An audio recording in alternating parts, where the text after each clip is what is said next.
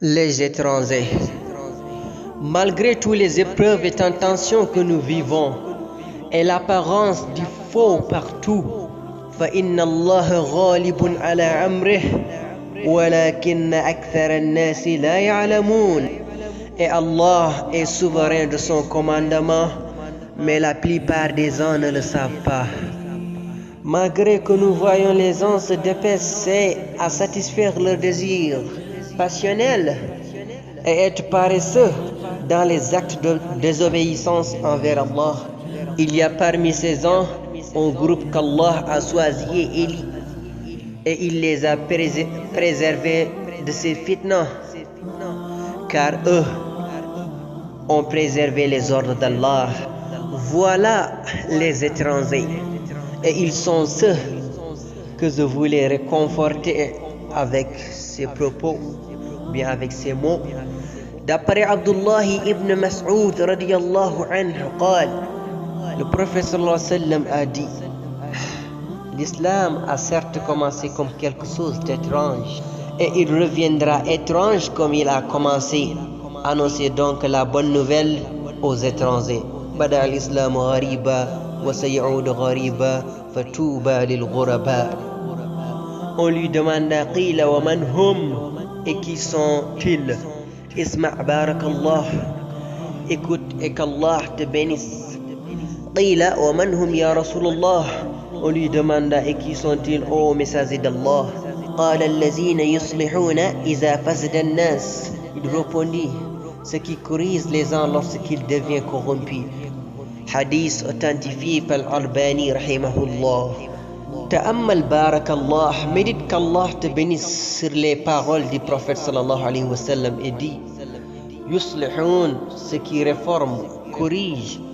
Et il n'a pas dit salihun, les réformer les pieds, il a dit yuslihun. Car se réformer soi-même seulement ne suffit pas. Min awsafihim aidan, également parmi leurs caractéristiques, ils s'empressent dans la da'wa et la réforme islah. Ils ne désespèrent pas ni n'abandonnent pas face au contexte de corruption. Mais également il y en a très peu parmi les gens qui furent nommés al-ghuraba, summu al-ghuraba. Les gens de l'islam parmi les gens sont des étrangers, et les croyants parmi les gens de l'islam sont des étrangers, et les gens de science parmi les croyants sont aussi des étrangers. Mais également les gens de la sunna, ceux qui distinguent les awa, les shahwa, les passions, et les bid'a, innovations, sont des étrangers parmi les gens de science, et ils s'appellent à la sunna, et ils patientent face au mal des opposants. Ceux-là sont les plus étrangers. Mais ils sont en vérité les partisans d'Allah, et il n'y a aucune étrangeté en eux. Il ne faut pas croire que les étrangers sont malheureux et misérables. Ils sont plutôt les plus heureux des gens. Comme a dit le prophète sallallahu alayhi wa sallam: Fatouba lil ghuraba, annoncez la bonne nouvelle aux étrangers. Fatouba lil ghuraba. Wa touba min at-tib, touba vient de tib, la bonté et bonheur. Allah subhanahu a dit: touba lahum wa husnu ma'ad. Le plus grand bien est aussi le plus bon retour. Touba lahum wa husnu ma'ad. Surat al-Ra'd, verset 29. Ils sont donc les plus heureux dans ce monde, et on les rend les plus élevés dans l'au-delà après les prophètes. Ainsi la bonté en eux dans la vie d'ici-bas, et la bonté en eux dans l'au-delà. An Abi Sa'id racontant que le prophète sallallahu alayhi wa sallam a dit: Touba sajaratun min jannah. Touba, c'est un arbre du paradis, d'une distance parcourue en 100 ans. Les habitants des gens du paradis viennent de ces fleurs. Oh Allah, ne nous interdis pas le meilleur qui est auprès de toi par le pire qui est auprès de nous. Regardez aujourd'hui, observez la situation. Si un homme ou une femme commence à se mettre droit dans le dîn, ils deviendront auprès de leurs anciens amis des étrangers. même dans leur foyer et dans leur propre famille, entre raillerie, calomnie, moquerie, et cela ne leur nuira pas. Le prophète sallallahu alayhi wa sallam a certes dit: Touba lil ghuraba, bonne nouvelle aux étrangers.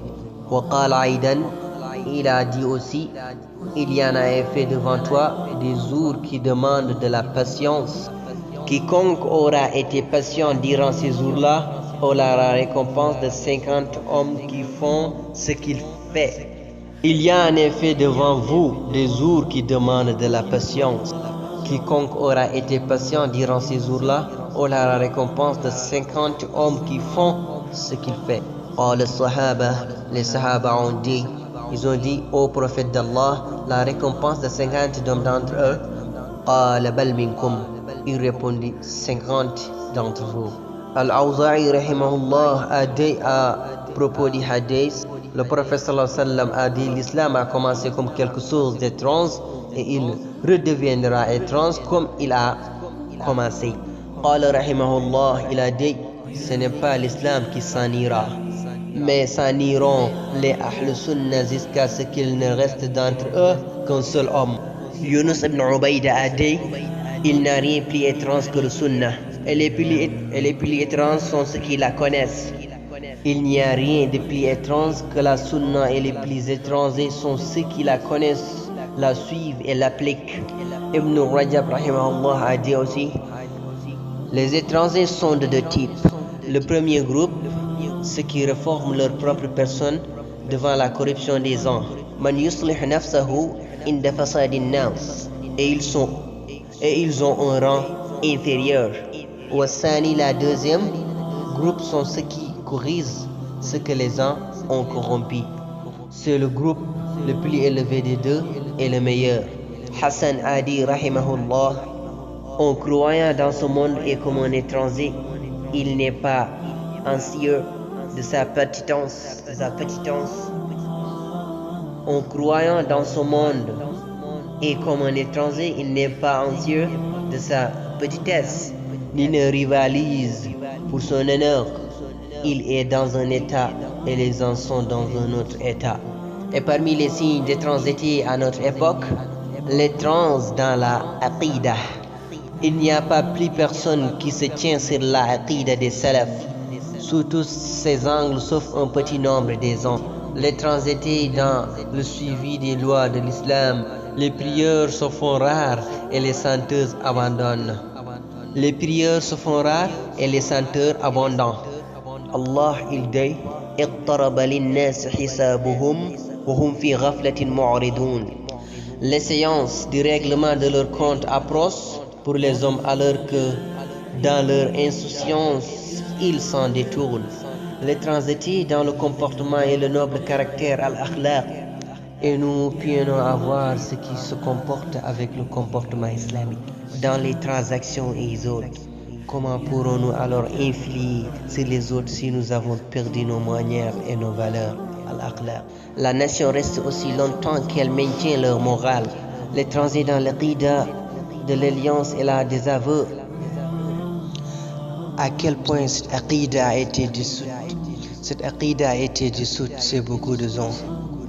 Et l'alliance et l'amour sont voués au plaisir mondain et aux intérêts personnels. Et les ennemis d'Allah sont devenus nos amis. Comme si Allah n'avait pas dit: ne prenez pas pour alliés mes ennemis et le vôtre. La tattakhidhu aduwi wa aduwakum awliya. Comme si Allah n'avait pas dit: ne prenez pas pour alliés les juifs et les chrétiens.